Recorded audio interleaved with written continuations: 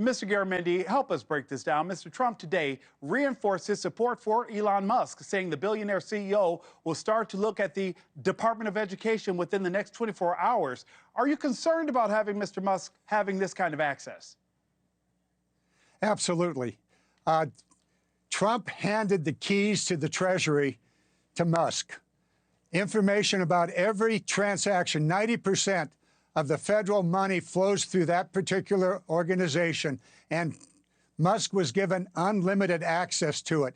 It could be and may very well be the biggest data breach ever in America's history. Probably the Chinese are wondering, wow, do you think we could do the same thing?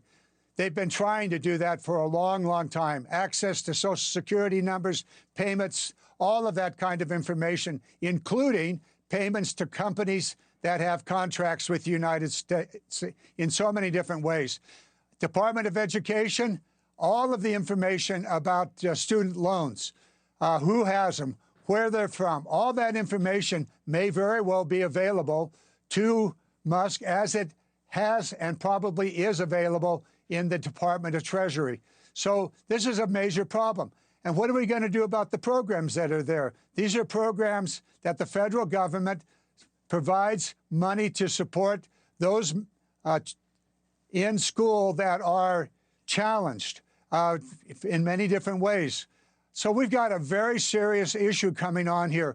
We have also the USAID program, which is excessively important for the United States, being able to maintain its position around the world, providing for medical care, for food, for all kinds of activities.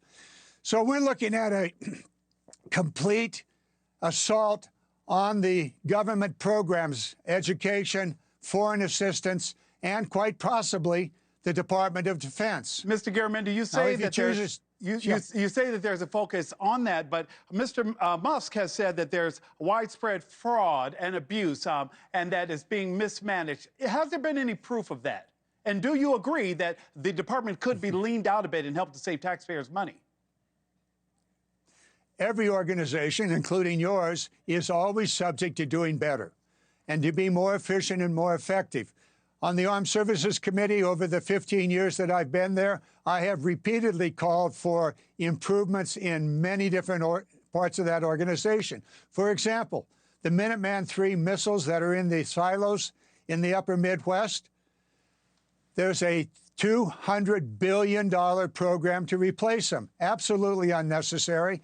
We could use that $200 billion for necessary programs in the Department of Defense. Sure, there's plenty that can be done in every organization, but if you take the Department of Education, you simply toss it over the railing, how are we going to deal with student loans? How are we going to deal with those programs that provide essential services to the students who are challenged in so many different ways? How is that going to happen? What role will the federal government have for education if that organization disappears? Similarly, how are we going to reach out for those people around the world that are refugees? There are 700,000 refugees in camps in northern northern Kenya that are relying upon the U.S. government and others to provide the necessary support for their survival. And there will be more because of the issues that are going on in northern Congo. So this is an issue that we have to deal with. If we move out of Africa, guaranteed the Chinese will move in right behind us, and they will be successful in gaining what they want in West Africa, which is a port on the Atlantic Ocean. And how does that fit with our national security? Complex issues, to be sure. Of course, every federal program, every private program, every business is subject to being run more efficiently and effectively. Waste, fraud, and abuse, I have heard that term tossed around for 50 years. It means nothing until you identify a specific program and say, hey, look here, this is a problem. Let's fix it. Let's not kill the entire organization. Thanks for watching. Go to joinnn.com to find NewsNation on your screen. And don't forget to click the red subscribe button below to get more of NewsNation's fact-driven, unbiased coverage.